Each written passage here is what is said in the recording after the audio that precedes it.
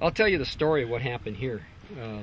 One April, there were two fairly young guys and a dog, and they had come down this hill a little bit too fast, and it was sleeting and raining. This thing was all slick, and right about in here, they hit their right wheel went up here. I think probably what he was on the brakes and he was sliding, and he couldn't control it, and it flipped it right over, and they tossed it on its side, right upside down.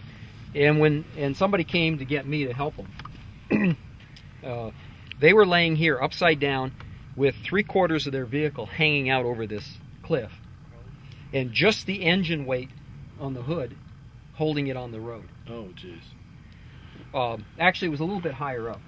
It was up there. What we did, in fact, was we pulled them downhill to this spot in order to flip them over, because there wasn't enough room there to flip them.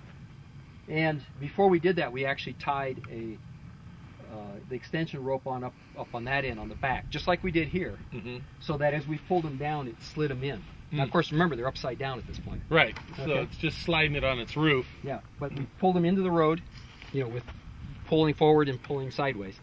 We pulled them down to here, and then we used a very similar rigging to this to flip them over.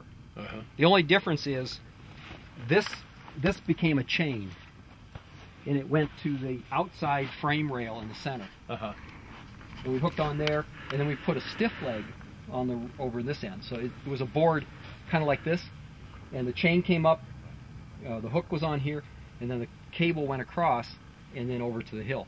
So as we started pulling, that created some downward force on this side and pulled them that way and started them rolling. And at about halfway or so, the board fell out and the cable became straight. And then we rolled them over and they landed on their wheels.